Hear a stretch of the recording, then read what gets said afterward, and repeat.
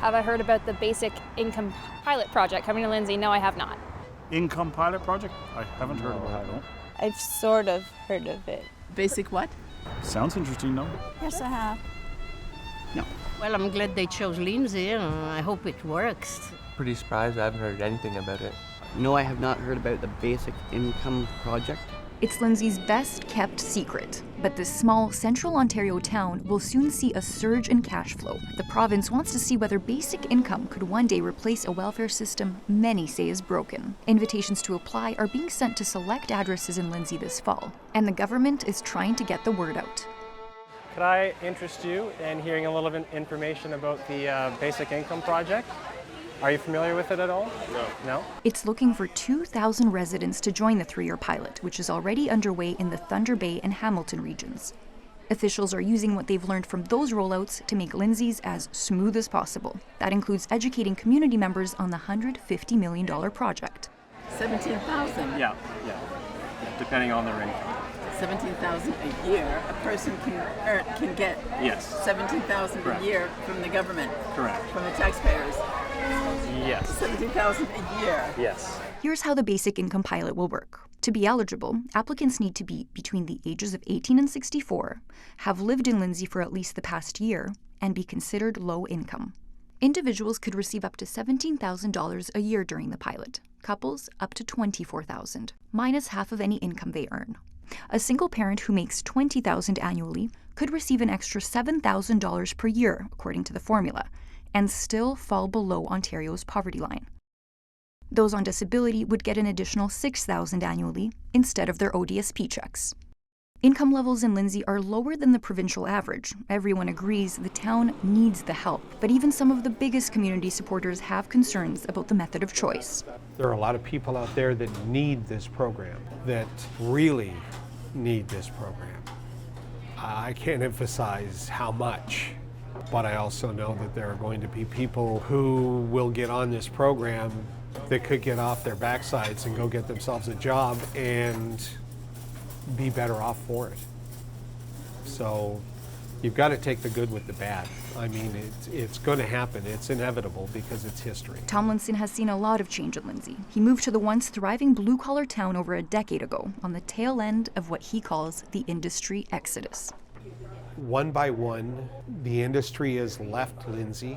There was a desire to turn this into a retirement community. The unfortunate thing about retirement communities is people grow old and die, and then you're left with a vacant community. The current town council, mayor included, has put a lot of emphasis on trying to draw new businesses to Lindsay, bring jobs to Lindsay, change us from a senior retirement bedroom community type into something where you can actually go to school, grow up, get a job, and stay here with your family. Mike Perry, who helped lobby the government to test basic income in Lindsay, believes the pilot will only build on those efforts. When they tested this in the 70s in Manitoba, basic income guarantee, they found that the labor rates stayed pretty much constant.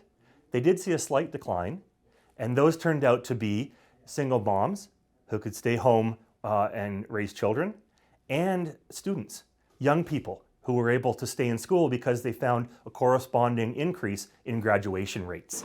People are saying this is going to be a game changer. The costing I did was it could be easily $50 million of new spending into our community. So that's good for our small businesses. That's certainly the hope for the couple behind this healthy food eatery. More affordable housing drew Luis Segura and his wife from Toronto to Lindsay. Their 2-year-old business is what's helped root them here. Even though it's been well received by the community, money is tight.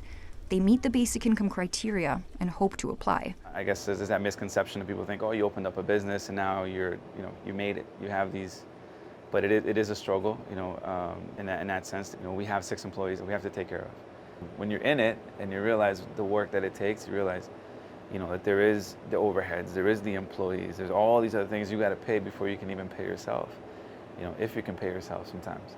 At the end of all that, then we have our home, and we have these expenses of home. At home, they have 4 kids to feed, including a newborn. She was born September 21st, and I'll probably take just a week and a bit to be at home, and then I'll get right back to work. but there's still stuff that I can do from home. I chose a week because in all reality, you can't afford to have hired help at the store because every hour I'm not there, I'm paying somebody to be there. So owning a small business, in all reality, it takes 3 to 5 years to get it really going. So it is a grind day in and day out. Initially, just the thought of applying for assistance carried a heavy stigma for Luis. Both mom and dad are just hard workers, and they never, that was one of the things I remember, like, there was that stigma of being, an immigrant, and, if you get assistance or if you, or welfare or whatever, that, it was a bit of a shaming. That was, so mom and dad they never did it. They really instilled that hard work ethic, and that's what we have, and that's, I feel like this program is great. It's not something that, I guess you could say that, we're banking on, because end of the day, I know that, my wife and I are both hard workers, and we're gonna make it happen regardless. But again, if we're able to get some sort of assistance, and that's a great thing too. For Dana Bowman, the extra money from basic income would go a long way. She's on disability pay for a number of reasons, including chronic pain. ODSP now increases in the market for groceries, all of these things. My income it doesn't come anywhere near it.